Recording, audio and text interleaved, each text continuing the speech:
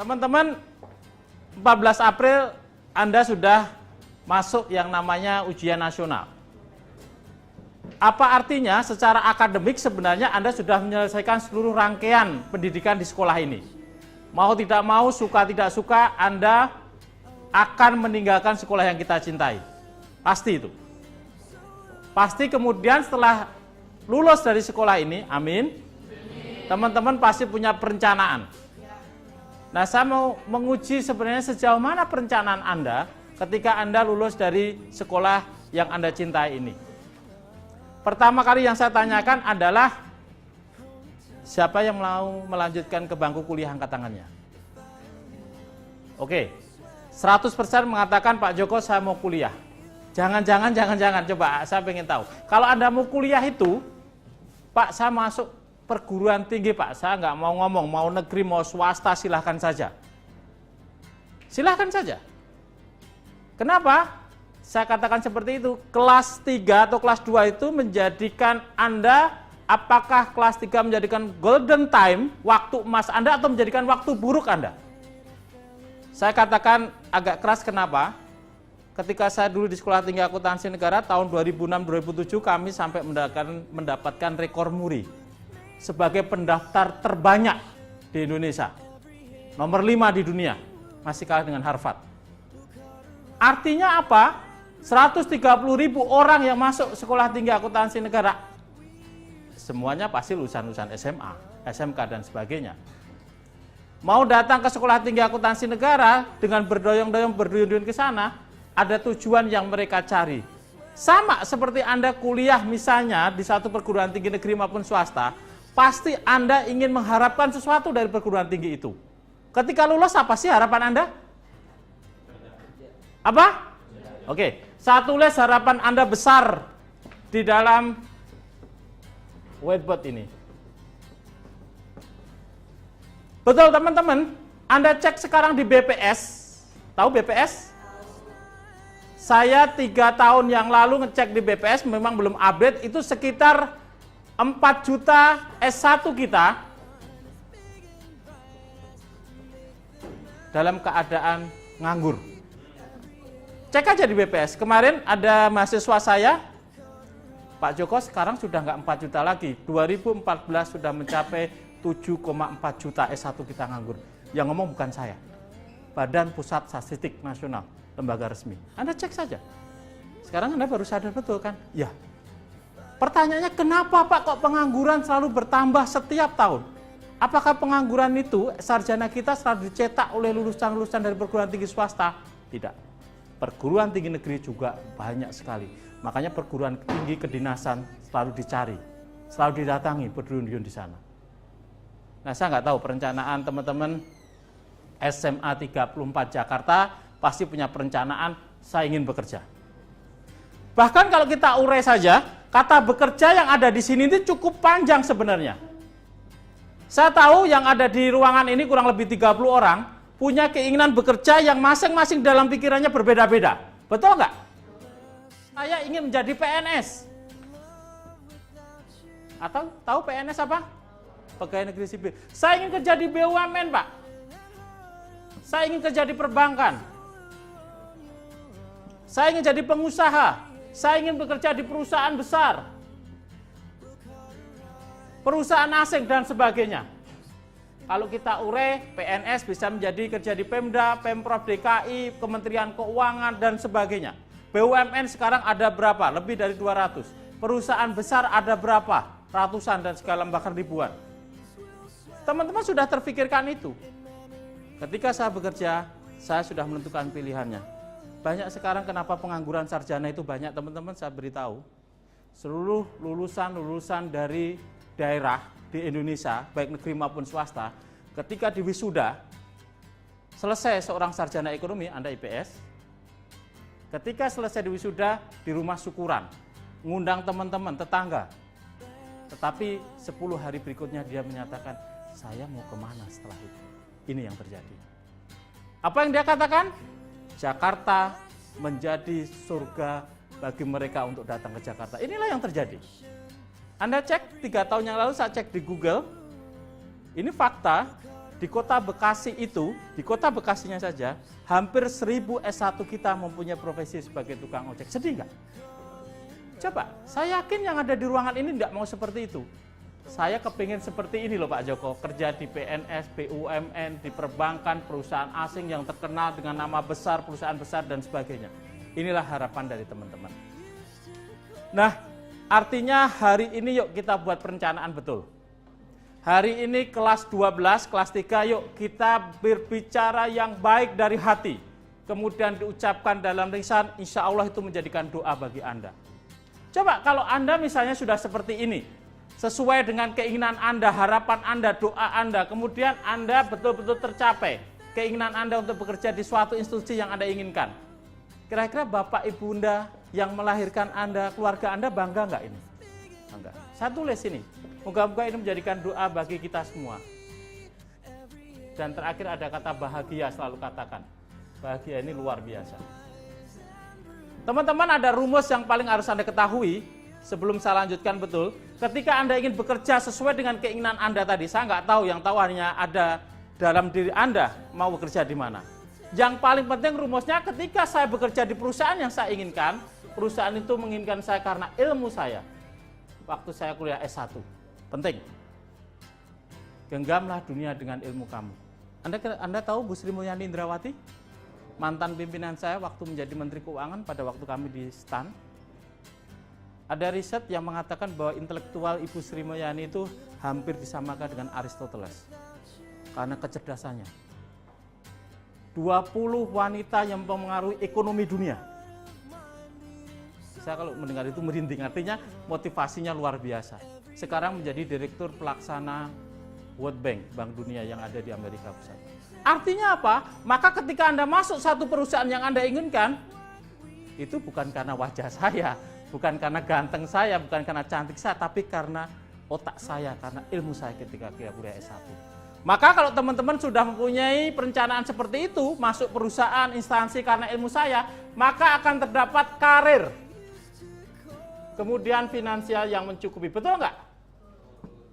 Kalau Anda masuk satu perusahaan karena direkrut bukan ilmunya, Anda pasti tidak akan punya karir sesuatu yang diharapkan, apalagi keuangan. Ada nggak Mbak? Oh banyak sekali.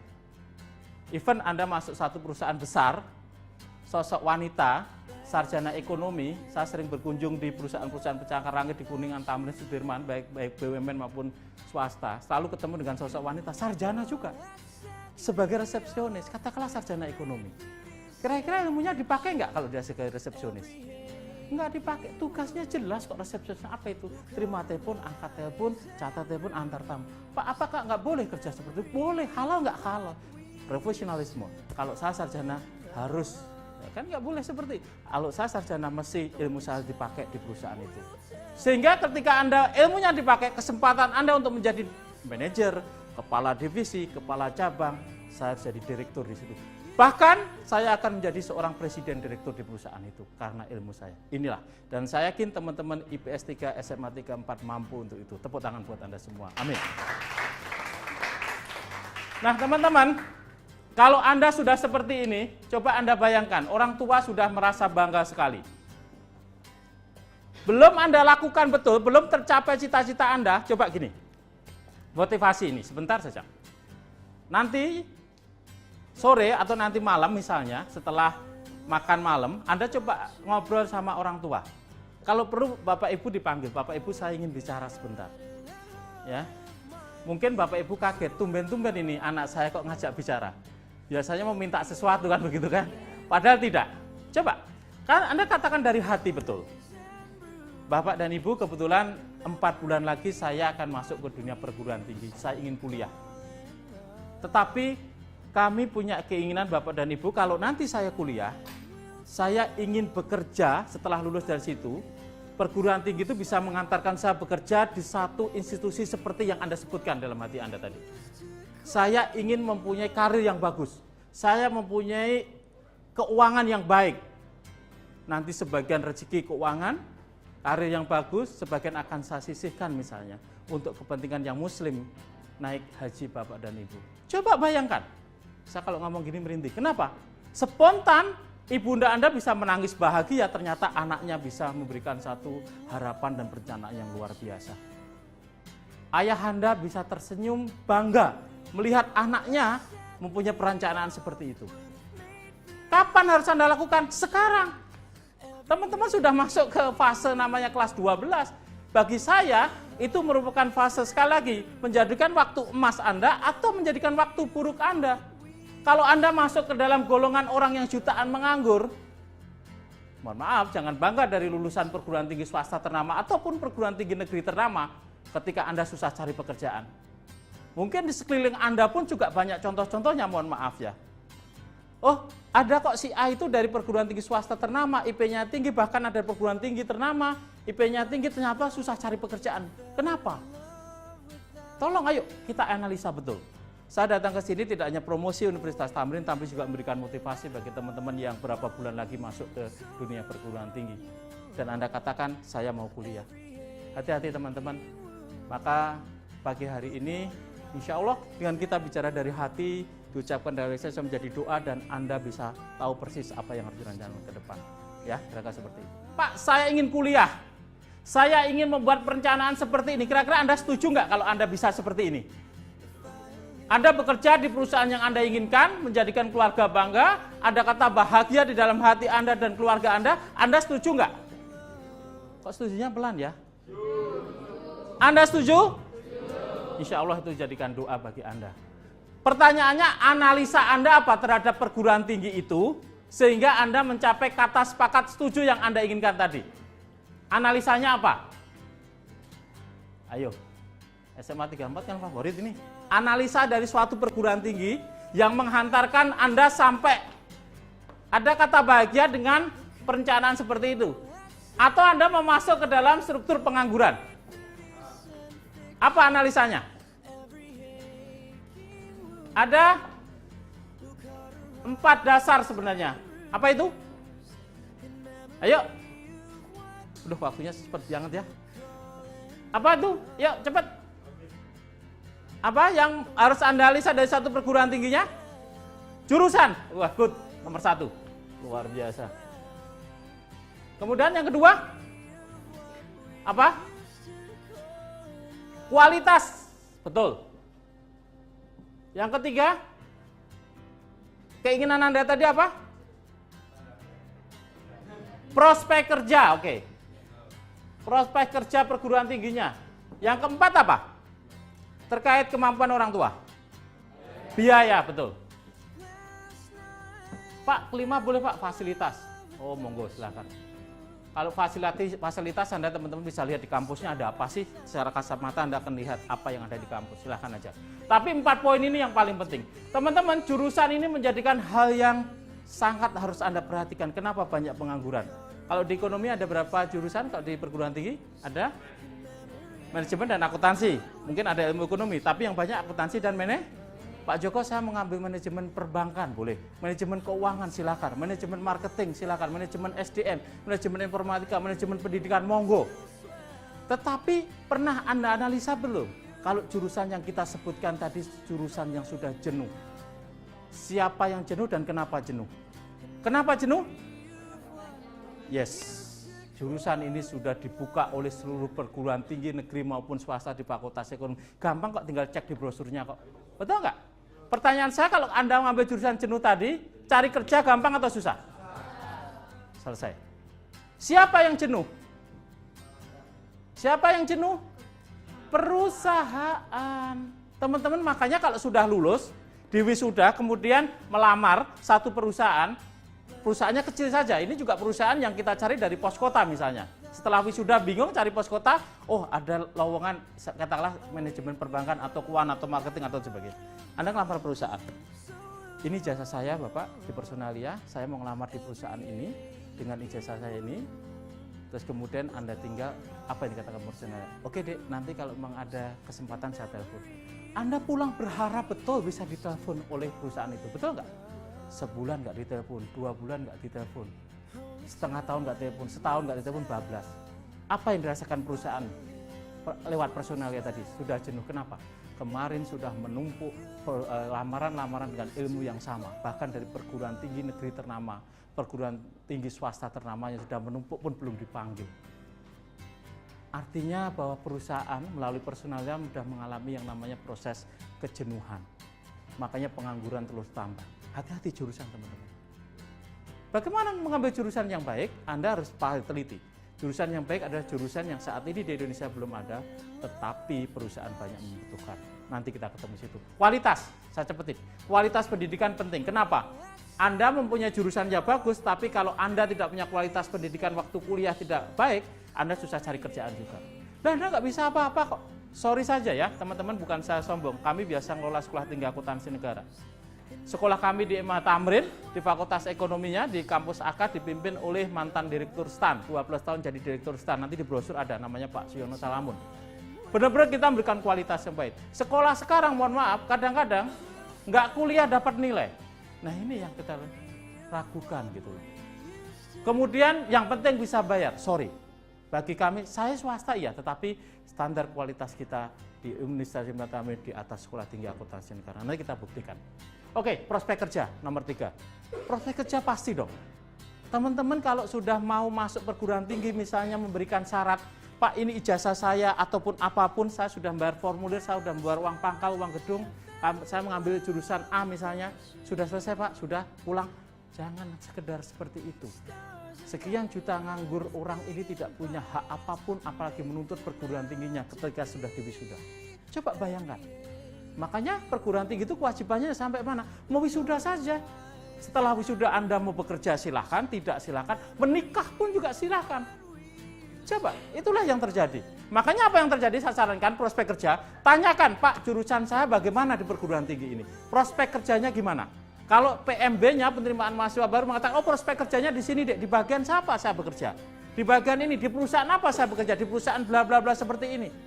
Tanyakan lagi, Pak perguruan tinggi Bapak sudah kerjasama belum dengan perusahaan itu koneksi tadi? Oh sudah, ini ada perjanjiannya, boleh nggak saya lihat perjanjiannya Pak? Terus Anda katakan, ini masa depan Anda.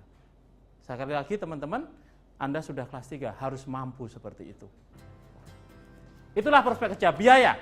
Setelah Anda analisa jurusannya, kualitas, prospek kerja yang tercapai, ternyata biayanya mahal sekali. Anda katakan ke ayah, ya saya mau masuk perguruan tinggi nih karena jurusannya bagus, kualitasnya bagus, prospek kerja yang terjamin. Ayah melihat di brosur, nak biayanya ayah nggak terjangkau, ayah tidak mampu. Akhirnya apa? Hal itu akan menjadikan kendala bagi Anda. Nah teman-teman, 4 poin itulah yang paling harus Anda rasakan. Karena saya nggak bisa jelaskan secara detail, waktu saya tinggal 15 menit. Saya akan coba jelaskan apakah Universitas MH Tamrin,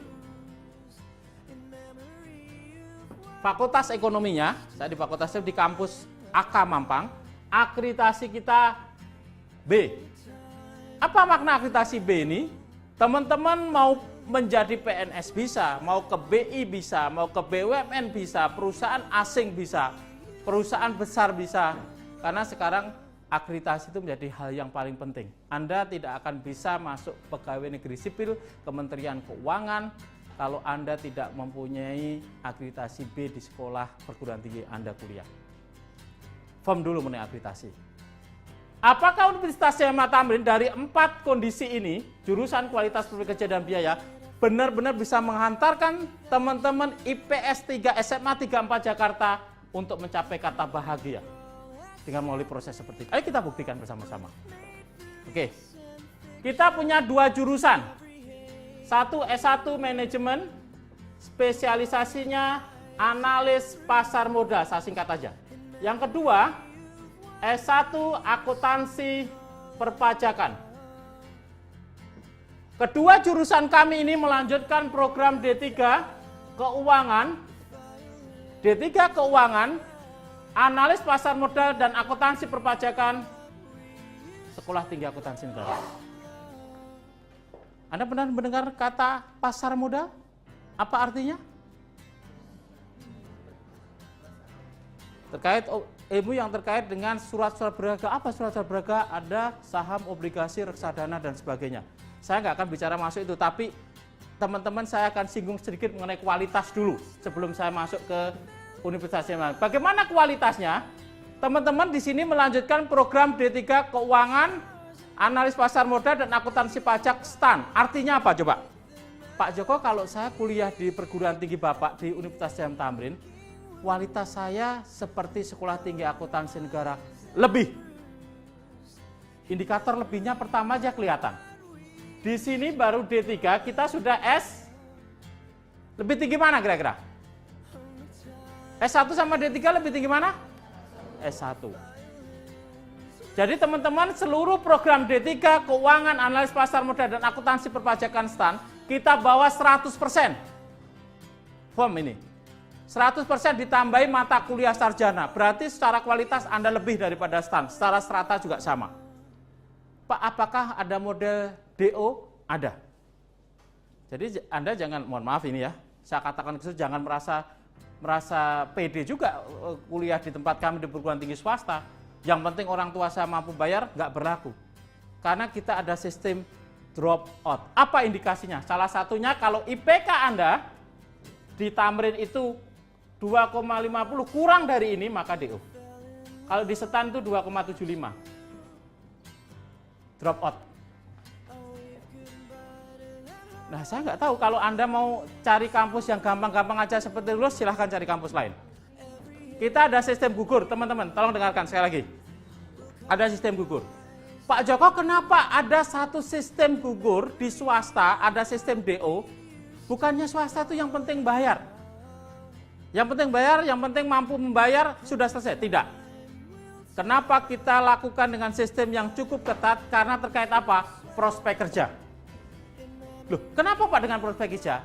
Kita sudah kerjasama dengan perusahaan-perusahaan besar yang siap merekrut Anda. Nanti saya buktikan kerjasama kita dengan siapa. Coba Anda bayangkan kalau kita tidak menggunakan kualitas yang baik, yang penting bayar lulus. Siapa namanya, Dek? Richard. Contoh Mas Richard. Richard lulus dari perguruan tinggi kami, baik pasar modal maupun akuntansi pajak. Kemudian masuk ke BUMN, di interview SDM-nya. Coba Richard, Anda jelaskan mengenai ilmu kamu ketika kamu kuliah S1 di Universitas Jam Tamrin. Katakanlah jurusan pasar modal. Ketika Richard tidak bisa menjelaskan apapun, bahkan cenderung tidak mengerti, diterima nggak? Diterima kejar nggak? Nggak diterima. Tetapi ketika Richard menjelaskan dengan baik, bahkan bisa, katakanlah bahasanya tanda petik, menantang, Pak, Bapak butuh waktu berapa lama? 3 jam atau 4 jam saya perlu jelaskan ilmu saya, berarti punya kemampuan yang baik. Itu terkait dengan kualitas kita. Nah teman-teman, bagi teman-teman yang mau benar-benar kuliah di tempat kami dengan standar di atas Sekolah Tinggi Akuntansi Negara, silahkan. Oke, saya bicara jurusan pasar modal, ya tadi ada yang mengatakan terkait surat-surat berharga, saham dan obligasi dan sebagainya, betul. Ilmu itu di Indonesia belum ada. Sarjananya baru kita yang mengeluarkan. Bayangkan ini masuk satu-satunya di Indonesia, sarjananya belum mengeluarin. Anda masih berpikir, Pak cari kerjaan susah atau gampang, tinggalkan itu. Tetapi saya harus jujur juga, di Trisakti sudah membuka D4 Analis Pasar Modal. Tapi mohon maaf ya, tanggung banget kalau Anda ngambil D4. Kualitas kita sudah bicara dari di atas Sekolah Tinggi Akuntansi Negara Tamrin. Tapi kalau biaya, ya saya berani katakan bahwa sekolah itu lebih mahal daripada kami. Anda bisa buktikan. Teman-teman, saat ini yang analis pasar modal, saya berikan contoh, yang semester 7 itu baru mau nyusun skripsi, itu sudah terserap habis oleh perusahaan. Alhamdulillah, hari kemarin jam 11, saya dipanggil direkturnya Business Development PT RHB OSK, itu perusahaan 5 besar keuangan di Malaysia, punya cabang di 7 negara, kemudian punya 50 cabang di Malaysia dan membuka 20 cabang di Indonesia di kota-kota besar. Kemarin nanti bulan Maret, pertengahan Maret akan ada open recruitment untuk mahasiswa. Saya bicara pasar modal dulu. Untuk mahasiswa, karena dia yang minta lulusannya. Pak, lulusannya Pak, yang sudah wisuda. Ibu, nah kebetulan Direktur SDM nanya Bu Linda. Bu Linda, kalau Ibu nyari lulusannya sudah nggak ada, Bu. Mereka sudah berkarir semua. Bahkan yang sekarang semester 7 masuk semester 8 yang nyusun skripsi, sudah 60-70% sudah berkarir di perusahaan-perusahaan lain. Seperti NISP, Panin, kemudian Mandiri, Sekuritas, BNI Sekuritas, dan sebagainya. Saya nggak mau lebih, saya di sini serius teman-teman. Jadi saya harus rekrut siapa? Ibu rekrut yang semester akhir, semester 7 masuk semester 8. Kalau mau itu, kalau ibu nggak mau sudah nggak ada lagi SDM. Ini betul. Teman-teman nanti bisa cek betul ini, masalah ini. Pak Joko kalau begitu kerjasamanya dengan siapa? Universitas Syamsul Tamrin untuk prospek kerjanya. Saya akan tunjukkan ke teman-teman ya, biar cepat. Saat ini kita sudah bekerja sama dengan, mungkin teman-teman tahu, ini perusahaan dari BUMN. Namanya apa? BNI. Kita sudah kerjasama dengan BNI Sekuritas. Ini punya 75 cabang di Indonesia. Kalau Anda ingin bekerja di BUMN atau perusahaan besar, pasti salah satu ciri khas perusahaan besar itu pasti punya cabang. Kalau Anda bekerja dengan bangganya di suatu ruko yang kecil, 2 lantai di sana, itu pun juga harus bersusah payah untuk cari pekerjaan. Gimana mau buka cabang di kota-kota besar? Oke, saya nggak bisa bacakan satu persatu karena cukup banyak ya. Untuk akuntansi pajak, tadi BNI untuk pasar modal. Untuk akuntansi pajak kita sudah kerjasama dengan satu kantor akuntan publik besar, namanya Husni Muharram Rasidi. Teman-teman yang mau jadi auditor standar Sekolah Tinggi Akuntansi Negara boleh ngambil akuntansi pajak. Sebagian besar auditor KPK, seluruh bagian besar auditor KPK itu rata-rata dari sekolah kami dulu, Sekolah Tinggi Akuntansi Negara. Nah, kalau Anda ambil akuntansi pajak di tempat kami, Anda akan distandarkan minimal seperti Sekolah Tinggi Akuntansi Negara. Penting ini ya, kalau Anda menjadi auditor. Kemudian PT Jeko TBK, Jeko Indonesia TBK sudah minta untuk jurusan akuntansi pajak. Jeko perusahaan besar, sudah go public. Kemudian, agak susah ini ya.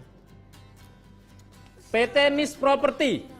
PT NIS Property ini perusahaan yang ada di Kemang, ini sudah kerjasama untuk akuntansi pajak.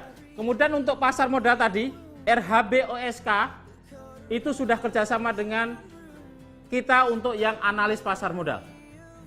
Nanti cek teman-teman di Google bisa cari RHB OSK, itu perusahaan besar sekali ya. Kemudian ada PT Dana Reksa. Judulnya adalah Career Opportunity and Dana Reksa. Apa artinya? Ayo, apa artinya? Kesempatan berkarir di Dana Reksa. Kalau Anda diberikan kesempatan berkarir, lebih tinggi mana dengan kesempatan bekerja? Lebih tinggi berkarir. Anda sudah punya posisi di sini. Bukan lagi kesempatan bekerja, tetapi sudah posisinya kesempatan berkarir. Saya bacakan. Siapa PT Dana Reksa? Kami merupakan salah satu badan usaha milik negara. Saya nggak tahu kalau teman-teman mengatakan BUMN kecil, dari mana unsurnya BUMN kecil itu? Ya, membutuhkan lulusan pasar modal untuk brokerage, investment banking, investment management, ditempatkan di kantor pusat, ya, sentra investasi Dana Reksa. Kemudian persyaratannya S1 atau mahasiswa S1 dalam masa tugas akhir.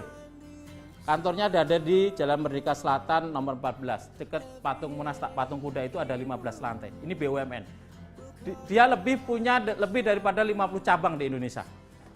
Teman-teman, saya mau tanyakan kepada Anda, ada PT Dana Reksa BUMN menginginkan lulusan S1 pasar modal, bukan yang lain-lain. Artinya apa?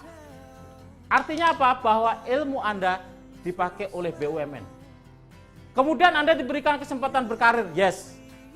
Bahkan tadi saya katakan di depan, Pak Joko kalau nggak ada lulusan S1, mahasiswa yang masih dalam tugas akhir. Masa tugas akhir itu apa? Skripsi.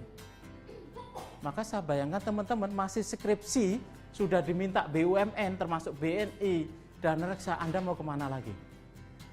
Masih skripsi ini.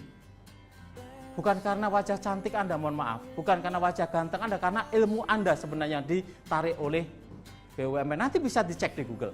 Oke, saya lanjutkan ya, biar cepat. PT Valburi Asia Sekuritas ini punya 18 cabang di Indonesia. Kemarin hari Selasa baru ada open recruitment ke kampus. PT Valburi. Yang diminta, Pak, butuhnya berapa sih Pak? Sama Mr. Niko Bulenya datang. Butuhnya 15. Yang lamar tahu nggak hanya berapa? Hanya 12 orang. Artinya supply and demand-nya sudah tidak seimbang lagi. Kebutuhan perusahaan sama SDM-nya tidak seimbang. Coba bayangkan, itulah hebatnya pasar modal. Nanti saya jelaskan terus, ya.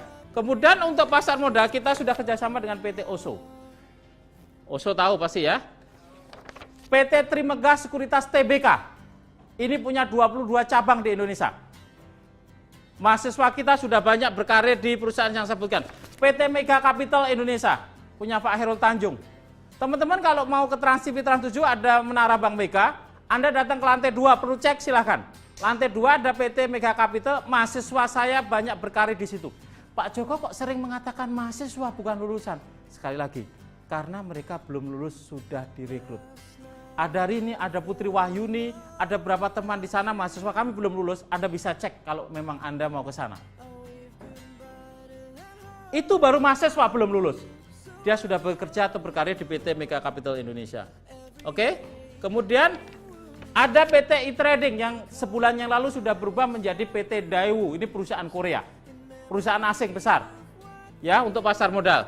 Kemudian ada PT Sukor Invest. Ini perusahaan swasta besar. Kantor pusatnya di Kuningan, 2015 akan membuka 100 cabang di kota-kota besar di Indonesia. Yang paling banyak di Jakarta. Teman-teman ini banyak sekali, ada UOB yang sudah kerjasama dengan kita untuk pasar modal. Terus, kemudian ada dana pensiun PT Aneka Tambang. Teman-teman kalau lewat Simatupang, kalau dari sini ke kanan, sebelah kiri ada PT Aneka Tambang. Coba ke lantai bawah, lantai 1 ada Imam Al-Latif, ada Adi, itu mahasiswa kami. Belum lulus, sudah berkarir di dana pensiunnya PT Aneka Tambang, TBK. Ya, saya lanjutkan. Mandiri Sekuritas di lantai 28, Menara Mandiri, itu sudah kerjasama dengan kita untuk permintaan SDM-nya. Saya teruskan teman-teman, ini karena banyak sekali. MNC punya Pak Haritanu sudah minta kepada kita. Masalah nyoblos Pak Haritanu atau tidak nggak usah urusan ya. Nggak usah urusan, yang penting saya kerja di perusahaannya, monggo saja. Ya, saya bukan tim suksesnya Pak Haritanu masalahnya. Oke, Sinarmas TBK sudah minta kepada kita. Ya, kemudian ini banyak banget teman-teman, jadi CMB sudah minta kepada kita. Ini sebenarnya banyak banget yang minta, tapi saya nggak mungkin jelaskan satu-satu, karena saya ada faktor biaya yang paling penting. Artinya apa? Prospek kerja Anda sebenarnya sudah ditunggu sebelum Anda lulus. Teman-teman gini, hari ini teman-teman boleh nanti setelah pulang dari sini tanya kepada orang-orang yang tahu, khususnya terkait analisis pasar modal maupun akuntansi pajak. Pak, Ibu, Tante, atau siapapun, kalau saya ngambil analis pasar modal, kira-kira ke depan gimana? Kalau prospeknya seperti yang Pak Joko sampaikan, silahkan Anda bergabung. Habis ya? Habis? Oke, terakhir saya bicara biaya, karena ini terakhir biaya saya di sini. Biayanya ada berapa? Satu, hanya ada uang sumbangan. Yang kedua, uang semester. Biar saya cepetin aja. Uang sumbangan terbagi gelombang 1, 2, 3. 4 juta, 5 juta, 6 juta. Uang semester 4,5 juta. Sudah semua SKS, kuliah pokok, kegiatan mahasiswa. Pak, boleh nggak saya bayar bulanan dibagi 6, kenanya berapa? Uang gedung, uang pangkal tidak ada. Uang gedung, uang pangkal tidak. Pak, kalau saya mendaftar sekarang di pasar modal akuntansi pajak bisa. Syaratnya rapot. Semester 5, kelas 3. Dan nanti syarat-syaratnya bisa dibaca di sini deh. Syarat-syaratnya bisa dibaca biar cepat. Di atas KKM-nya berapa di sini?